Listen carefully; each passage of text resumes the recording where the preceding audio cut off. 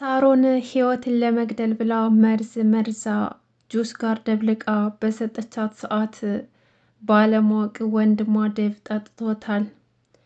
የዴቭ ህይወት አደጋ ላይ ነው። በጣም ታሞ ነበር። ሳሮን ደግሞ ይሄን ስታይ በጣም ደንግጣ ነበር። ምክንያቱም እጇን በእጇ ወንድሟን ለህይወት በታቀደው መርዝ ወንድሟ ጠጥቶት ስታየው በጣም ደንግጣ ነበር። ሰላም ሰላም! ውድና የተከበራችሁ የቻናሌ ቤተሰቦች እንዴት ናችሁ? ደህና ናችሁ ወይ? የህይወት መንገድ ክፍል 25ን ይዘን መጥተናል። እስከ ቪዲዮ መጨረሻ አብራችሁ ተከታተሉ ስል በትህትና እጠይቃለሁኝ። ለዚህ ቻናል አዲስ ከሆናችሁ ሰብስክራይብ ማድረጋችሁን እንዳትረሱ። እንግዲህ ሳሮን ህይወትን ከቤቷ ለማስወጣት ወይም ደግሞ ለማጥፋት ደፋ ቀና እያለች ትገኛለች ማለት ነው። ሳሚ እንግዲህ የህፃኗን ፎቶ ሳሮን ጋር አግኝቶት በጣም እየተጠራጠራት ይገኛል። ይሄ ህፃን ልጅ ፎቶ አንቺ ጋር ምን ይሰራል እያለም ሲጠይቃት ነበረ። ሳሮን ደግሞ የህፃኗ ልጅ ፎቶ እኔ ጋር አለ ማለት እኔ ወንጀለኛ ነኝ ማለት አይደለም። እኔ ደግሞ እንዳጋጣሚ ፎቶ እኔ ጋር ነበርና አሳጠብኩት። በቃ ይሄው ነው። ፎቶ እኔ ጋር ስለተገኘ ብቻ ወንጀለኛ ልባል አልችልም እያለችም ስትጮህበት ነበረ። ሳሚም ደግሞ ይሄ ፎቶ ያለ ምክንያት እሷ ጋር እንዳልመጣና አሁን ላይ እየጠረጠራት እንደሆነና ይህን ነገር እኔ ካላደረግኩት ማንም ሰው ሊያደርገው እንደማይችል፣ ስለዚህ አሁን ላይ ሳሮን አንቺን እየጠረጠርኩሽ ነው፣ ስለዚህ ህፃኗ ያለችበትን ታውቂያለሽ ማለት ነው እያለም ሲያፋጥጣት ነበረ። ሳሮንም ደግሞ ምን ታደርግ አንተ ቁጭ ብለህ ያለ ጭንቀት እየገለበጥክ ትበላለህ፣ እኔ በደገምኩት እያለች ስህተቷን በስተት ልሸፍን ትሞክራለች። ሳሚ ደግሞ ይሄውንሽ አንቺ ሁሌም ስህተትሽን ሲነግሩሽ እኔን አይምሮዬን የሚነካ ነገር እየተናገርሽ ሞራሌን ዝቅ ለማድረግ ትሞክሪያለሽ። ስለዚህ ይሄን ነገር ማጣራት ፈልጋለሁ ሲላት፣ እሷም ደግሞ እንዴ ህይወት እኮ ያንተ ጠላት ነበረች፣ ከመቼ ወዲህ ደግሞ ለእሷ ተቆርቋሪ ሆንክ? ደግሞስ ለምንድን ነው ለእሷ ጠበቃ የሆንከው? እያለችም ስጠይቀው ነበረ። ይገርማል። ሳሚም ደግሞ በጥያቄ ስታፋጥጠው እሱም ደግሞ ለምንድን ነው ለህይወት ጠበቃ የሆንከው ስትለው ያንን ባህሬን አንቺም አልወደድሽም ነበር። የዛኔ ደግሞ መሳሳቴ ገብቶኛል። አሁን ደግሞ ድሮ የእሷ ጠበቃ አንቺ ነበርሽ። አሁን ግን ለምን እንደዚህ እንደተቀያየርሽ በጣም እያስገረመኝ ነው አላት። ሳሮንም ደግሞ አሀ ብድር መሆኑ ነው፣ ሁሌም አንተ የኔ ተቃራኒ መሆን ትወዳለህ አለችው። ይሄን ነገር ሳሮን አልወደደችውም፣ ሳሚ ለህይወት መከራከሩ። ሳሚም ደግሞ ህፃኗ ከጠፋች ቀን ጀምሮ እቤታቸው ውስጥ ብዙ መረጃ እየተገኘ እንደሆነና ምንም ነገር ደስ እንዳላለው እንዲሁም ደግሞ እውነቱን ነገር ካልሽኝ አንቺን በጣም እየጠረጠርኩሽ ነው፣ ምንም እያመንኩሽ አይደለም አላት። ሳሮንም ደግሞ ቆይ አንተ እኔ እንደዚህ የምታደርገኝ ትናንትና በመጣች ወፍ ዘራሽ በሆነች ህይወት ምክንያት ነው እንደዚህ የምትናገረኝ ብላ ትጮህበታለች። እሱም ደግሞ በጣም አስገርሞታል። ከዛም በኋላ ውጣልኝ አለችው። ህይወት በቃ ውጣልኝ፣ ትናንትና የመጣች ህይወት ቤተሰብን ሁላ ቀማችኝ እያለችም ስትናደር ነበረ። ህይወት እንግዲህ ልጇን ስላጣች በጣም አዝናለች። ምክንያቱም በዚህ እድሜዋ እናት ሆናለሁ ብላ ባታስብም ነገር ግን እየሆነ ያለው ነገር በጣም አሳዝኗታል። እሷን በማደጎ ስላደገች የእሷ ህይወት አልበቃ ብሎ ደግሞ ልጇም ደግሞ በሰዎች በጣም አስገርሟታል። ለዴቭ ስትነግረው ነበር። ዴቭም ደግሞ ከጎኗ ሆኖ እያጽናናት ነበር። ሁሉንም ነገር ያደረገው ፈጣሪ እኮ የራሱ የሆነ ምክንያት አለው አላት። ደግሞ የእህቱ የሳሮን ነገር በጣም እያሳሰበው እንደሆነና አሁን ባለችበት ሁኔታ በቃ ወደ እማዬ ጋር ሄዳ ማረፍ እንዳለባትና የማዬ ምክር እንደሚያስፈልጋት እየነገራት ነበር፣ ለህይወት ማለት ነው። ህይወትም ደግሞ እሺ በቃ ስትሄዱ ሩትንም ይዛችኋት ሄዱ፣ ምክንያቱም እናት ከዚህ በላይ በልጅ ማጣት መሰቃየት የለባቸውም ትለዋለች። ዴቭም እንግዲህ የእህቱ ሳሮን ነገር እያሳስበው ነው። እህቴን እያየኋት እኮ እያጣዋት ነው፣ ጤናዋ እየራቃት ነው፣ ምክንያቱም ድሮ ያደገችበትን እየረሳች ነው፣ አሁን በጣም ጨካኝ እየሆነች ነው፣ ስለዚህ አይን እያየ እህቴን እያጣኋት ነው ይላታል። ግን ለመሆኑ አንቺ ጋር ያለው ነገር ተስተካከለ አላት። ለነገሩ ምን ይስተካከላል፣ ባይን እያየሁት አይደል እንዴ አላት። ሳሚ ሂሩትን እየሄደች ባለች ሰዓት አስቁሞ ሲያናግራት እሷ ደግሞ ማናገር እንደማትፈልግ ስትነግረው ቆይ ምን አስበሽ ነው አንቺ ማንን ተማምነሽ ነው እንደዚህ የምታናግሪ ሲላት እሷ ደግሞ እጭ ወይ ወንድ ሁን ወይ ደግሞ ሱሪን አውልቀው እያለ ስጮህበት አንቺ ቆይ ማንን ተማምነሽ ነው እንደዚህ የምታናግርኝ አለና ጉሮሮዋን አነቃት። ከዛም በኋላ የሩት እስር ቤት የነበረው ወንድሟ መጥቶ ከጀርባ መጥቶ ሳሚን መታው። ሳሚ ደግሞ ራሱን ስቶ ወደቀ። ከዛም በኋላ ሂሩት ተሸክማ ገደፍ አድርጋው ይዛው ስመጣ ደቭ ያየዋል። እንዴ ምን ሆኖ ነው ደግሞ ዛሬ አላት። ከዛም በኋላ እኔ ምን አውቃለሁ ወንድሜ፣ አሁን እኮ እያወራን እያለን ድንገት የሆነ ሰው መጥቶ ከጀርባ መታው፣ ግን ማን እንደመታው አላወቅኩም እያለች ነገረችው። ከዛም በኋላ ሳሚም ደግሞ የመታው ማን እንደሆነ እንደማያውቅ ሲነግረው አሁንም ሳሚና ዴቭ ጭቅጭቃቸውን ይጀምራሉ። ቆይ አንተ ግን መቼ ነው አንድ ቀን እንኳን መተህ ወይ ደብድበህ የምትመጣው? ቆይ በእጅህ አንተ በሶ ይዘሃል እንዴ? ሁሌ እየተደበደብክ የምትመጣው? በባለፈው እንደዛ ሆነ መጣ፣ ዛሬም ደግሞ እንደዚህ ሆነ መጣ። ቆይ ምንድን ነው የሚሻለው? ወይ ደግሞ የሆነ ችግር ውስጥ ገብተህ ከሆነ ንገረና ችግሩን እንፍታው፣ ሌላ ጣጣ ሳታመጣብን ይለዋል። ሳሚም ደግሞ እንደዚህ በማለቱ ደስተኛ አልነበረም። አንተ ብትሆን አንሱኝ እያልክ ትጮህ ነበረ፣ ቆሜ መራመድም እኔ በመሆኔ ነው እያለ ይመልስለታል። ከዚያም በኋላ ሩት ገለላለችና ወንድሟን ደወለችና ቆይ ወንድሜ መቼ ተለቀ ነው አለችው። ከዚያም በኋላ ለምን እዚህ መጣ? ደግሞስ ለምንድን ነው ሳሚን እጅህን ያነሳበት? እንደዚህ ማድረግ አልነበረብም። የሆነ ሰው ቢያይህስ ለአንተ እኮ ጥሩ አይደለም። ደግሞ እዚህ መታየት የለብም። ሁለተኛ እንደዚህ እንዳታደርግ አለችውና አናገረችው። ይገርማል። ህይወት ደግሞ ሳሚን አግኝታው ሳሩን ግን ሁሌ ላንተ ተዋሽልሃለች አይደለም?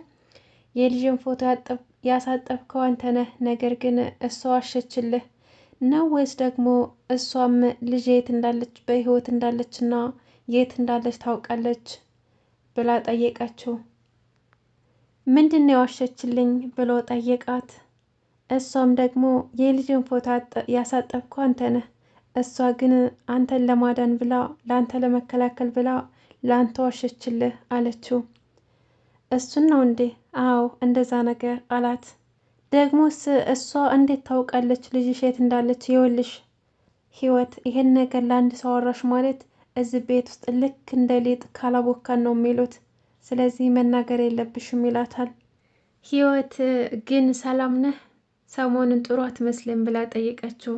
ደግሞስ ጥሩ ብሆን ባልሆን ማን ያስብልኛል አላት። አረ እናስብልሃለን፣ ለምን አናስብልህም አለችው። አንቺ ግን ታስቢልኛለሽ አላት። ያው እኔ ሰው እንዲጎዳ አልፈልግም፣ ስለዚህ ሰው እንደዚህ ሆኖ ሳይ አስባለሁ አለችው። አሀ ሰው እንደዚህ ሲሆን ነው እንጂ እኔ ስለሆንኩኝ አይደለም ያሰብሽልኝ፣ ድሮ እኮ እንደዛ አልነበርሽም አላት። እሷም ደግሞ ድሮማ እኮ አለፈ፣ አሁን ሌላ ነገር ነው አለችው። ምን ማለት ነው ደግሞ ይሄ ሲላት፣ አይ ሳሚ ይኸውልህ እኔ ድሮማ ሳሚ ሳትሆን አሁን እንደ አዲስ እየታወክ ነው የሚመስለኝ፣ ስለዚህ እንደዛ ነገር አታውራ አለችው። እሱም ደግሞ እሺ በቃ አሁን ልሄድ፣ በቃ አሁን እኔ ልሄድ፣ ሮሚው ሳይመጣ ደግሞ ሚስቴ እንደዛ አረክ ብሎ ነገር ሳይመጣብኝ ብሄድ ይሻላል ሲል፣ ህይወትም ደግሞ ይኸውልህ እኔ የማንም ሚስት አይደለሁም፣ አሁን ተለውጠሃል ብዬ ሳልጨርስ ወደ ትክክለኛው ማንነት ተመልሰ መጣ አለችው። እሱም ደግሞ ቆይ ግን ለምንድን ነው?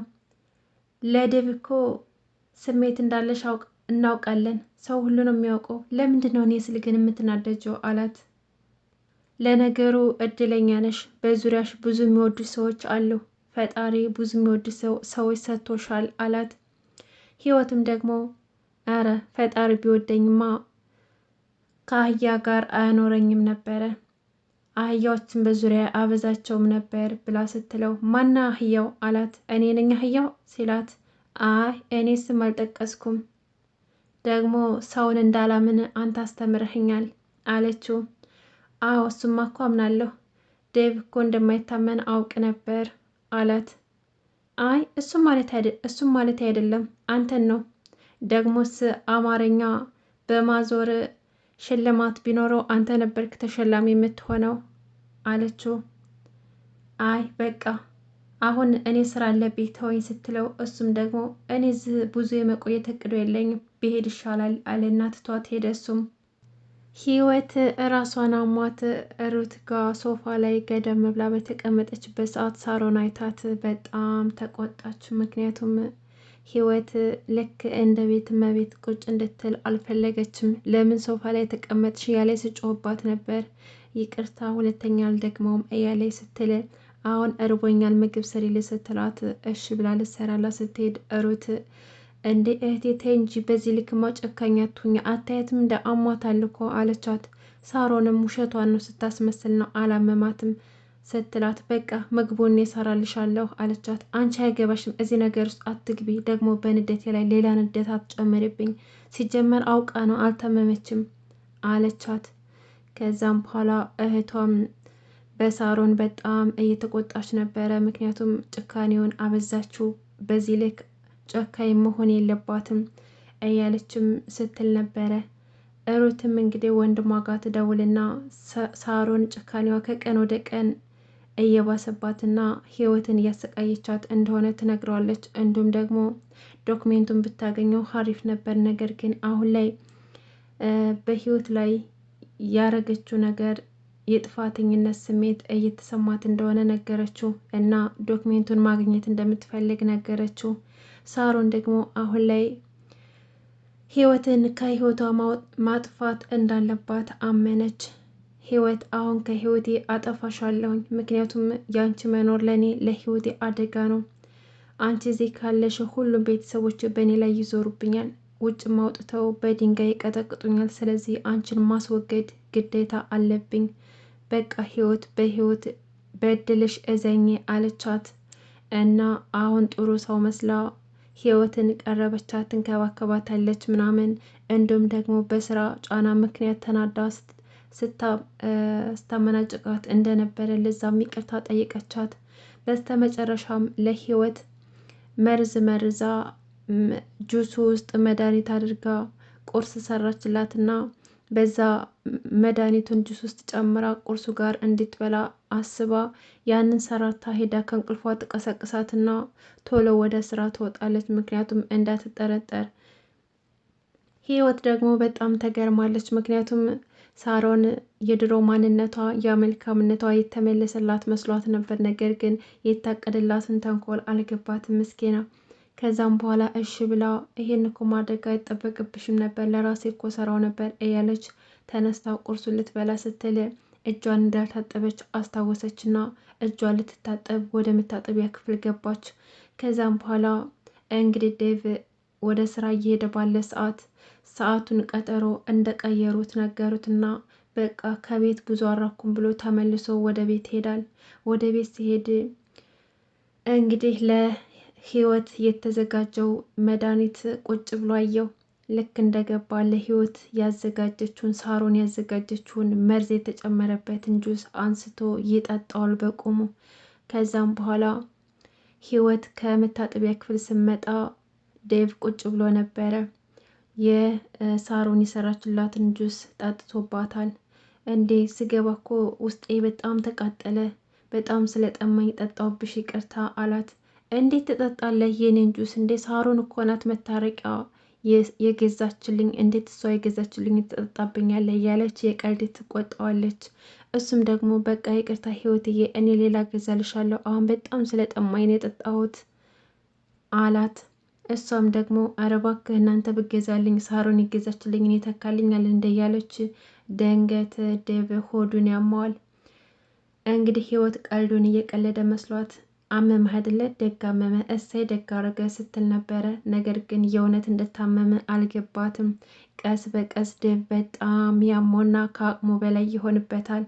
ከዛም በኋላ ህይወት እየቀልደን አይደለም በጣም አሞኛል እያለ መጮህ ይጀምራል። እንዳጋጣሚ ሳሮን ህይወትም እንግዲህ ከ15 ደቂቃ በኋላ ስለምትሞት ገብተህ ቤተሰቦቼ ስለሚመጡ ከመምጣታቸው በፊት ሬሳህን ይዘህ ትወጣለህ ብላ ስልክ አናግራ ነበረ። ነገር ግን ተመልሳ ስትመጣ ያልጠበቀችው ነገር ነበር የጠበቃት። ምክንያቱም ለህይወት የተሰራው መርዝ ወንድሟን ጠጥቶ ትዛ ሲያቃስ ስታየው በጣም ደንግጣ እንዴ ዴቭ ብላ ደንግጣ አይኗ ፈጦ ይቀራል። ቦርሳ ሁሉ ከእጇ ወድቆ አፍጥጣ ስትመለከተው ነበረ። እጇን በእጇ በላች ማለት ነው። ለህይወት የታቀደው መድኃኒት ለዴቭ ሆኗል። ዴቭ ምስኪን ያለ ስራው ገብቶ እንግዲህ ለህይወት ከጎና የነበረው እሱ ነበር እንግዲህ። ነገር ግን ሳሮን እንደዛ አድርገዋለች ማለት ነው። ህይወትን ለማጥፋት ብላ ወንድሟን ጎድታዋለች። አሁን ዴቭ የሚሞት ይመስላችኋል ወይስ ደግሞ የሚተርፍ የሚለውን ነገር አብረን የምናይ ይሆናል። ለዛሬ እዚህ ላይ ጨረስን። እስካሁን አብራችሁ ስለቆያችሁ ከልብ ነው የማመሰግነው። መልካም ጊዜ ተመኘውላችሁ።